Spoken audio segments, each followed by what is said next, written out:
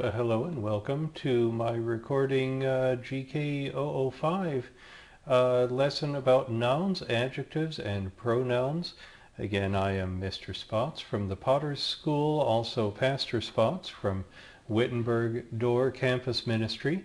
Welcome you to take a look at my full courses at potterschool.org, alts.edu, and at everything going on campus at wittenbergcomo.com. In this lesson, we're meeting three very important characteristics of nouns, adjectives, and pronouns.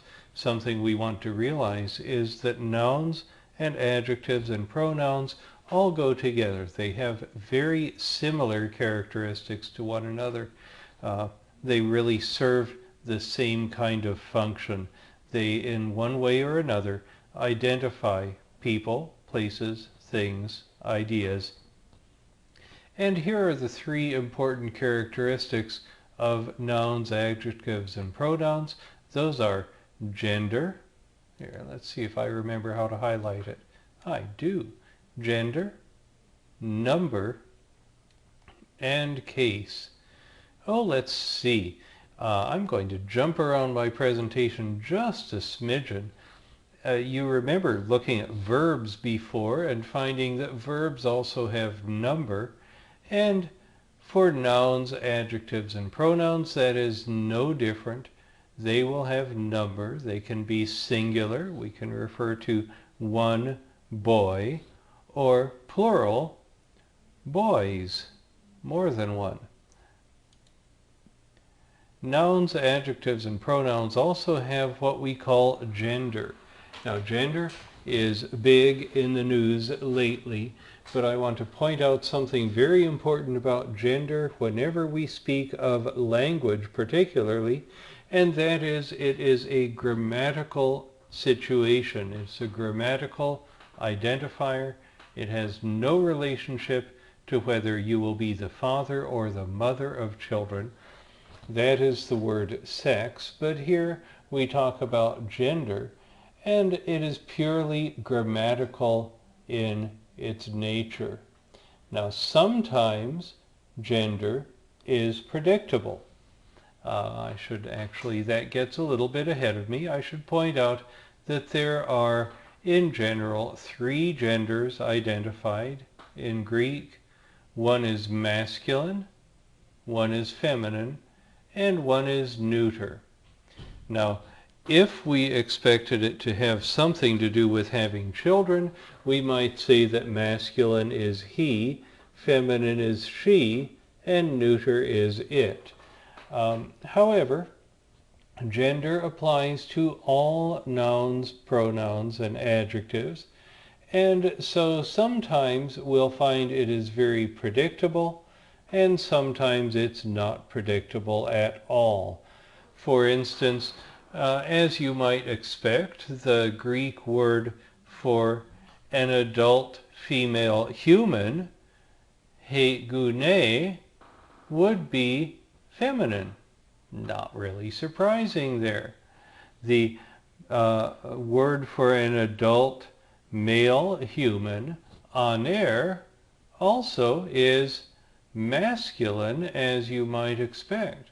However, you can realize very quickly that there are many, many nouns for which the gender might not be predictable. Sometimes those apply to people as well. The word child, teknon, is a neuter noun, neither masculine nor feminine. Go figure. But it's all right. We remember that this is grammatical. It's not related to having children. A few nouns are sometimes classified as common in gender.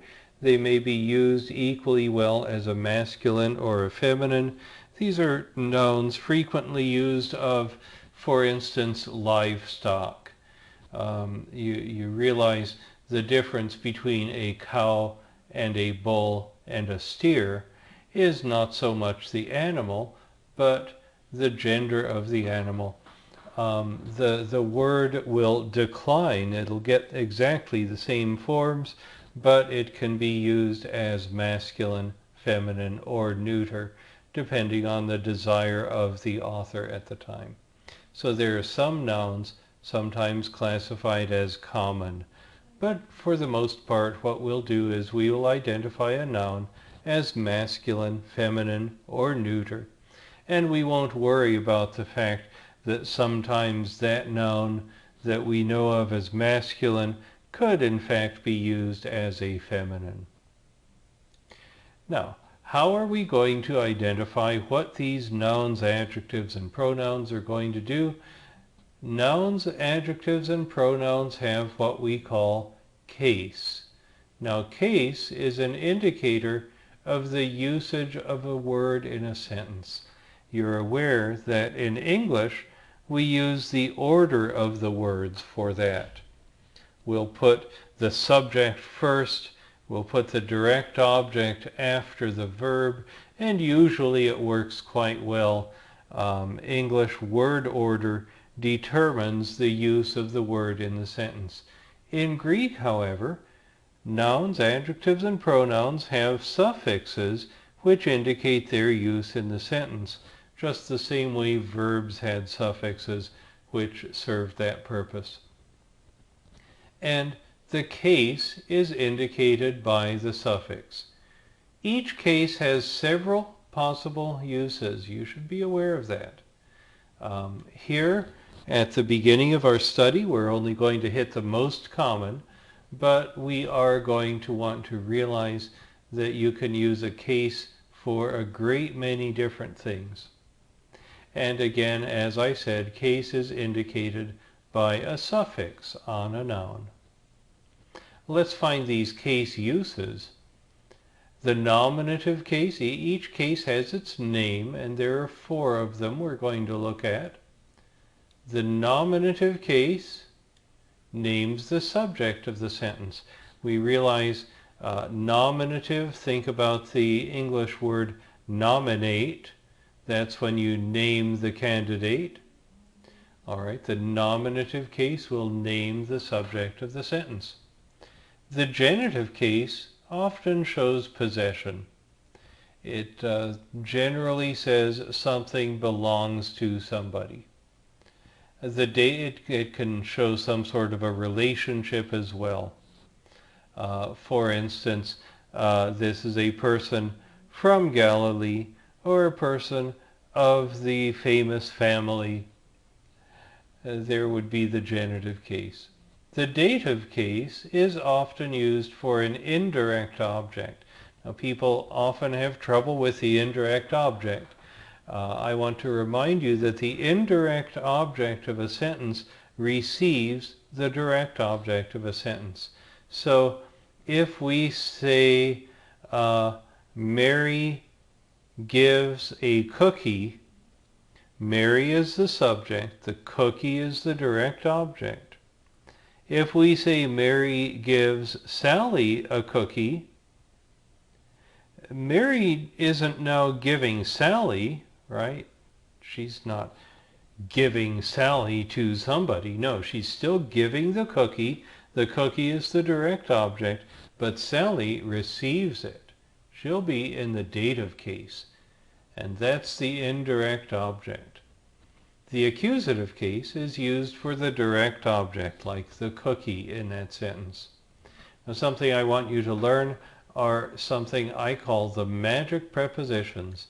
Here's how a magic preposition works, kind of like a magic wand. If you're having trouble with a word and it's in the genitive case or the dative case, you wave this magic preposition at it and most of your troubles will go away. If you see the genitive case, you want to say of. And if you see the dative case, you want to say to or for. Even if the word order doesn't work out, use that preposition and it will make most of your troubles go away. All right, let's find out how to identify some of these cases.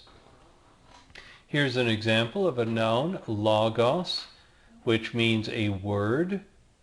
And this, notice we call a group of nouns a declension. That's a group of nouns that have the same kind of endings as each other. Now you notice this is the second declension. It's okay, you haven't missed anything. Since the very ancient times, people have always taught the second declension first. We'll get the first declension a bit later, but they've always classified it as the second declension. I think there's probably a historical reason for that, but we won't worry about it right now.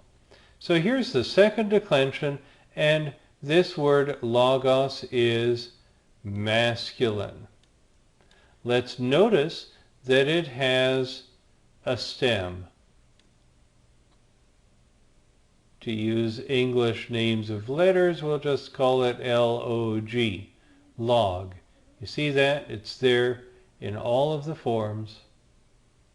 If you wonder what the stem is of a word, if you can find the genitive singular, you can look there, you can remove the ending, and you will always find the stem, even if there's some irregularity in other forms. Now, let's notice these endings. We have os, u, o, on. Notice the iota subscript under the dative singular. We have oi, on, ois, and us. So you're going to identify the case and number of those nouns by the suffix that goes on them. Os, u, o, on, oi, on, ois, us. Stuck on to the stem. Now the second declension also has some nouns which are neuter. They're neither masculine nor feminine, and you notice they're still second declension. They have most of the same forms. Here's a second declension masculine noun, huios, and a second declension neuter noun, doron, and you'll notice that the nominative and accusative case endings match each other, and the nominative and accusative plural end with an alpha. And that's going to be consistent for all of the neuter nouns you ever find in Greek. So work on those endings and work on the case uses. Nominative for subject, genitive, generally possession, source, maybe, separation. Use the word of. If you feel like using the word of, you'll use the genitive. In the dative case, if you feel like using the word to, you'll use the dative case. It can be like the dative of instrument. That would be by or with something. We can use dative for location, to say where something is. For receiving it, we give the cookie to our friend. For the indirect object as well. So the dative can be used for quite a few things. We use the accusative case for the direct object, the thing which receives the action of the verb. All right, so there we go. Nouns, adjectives, and pronouns, gender, number, and case. Thanks for tuning in.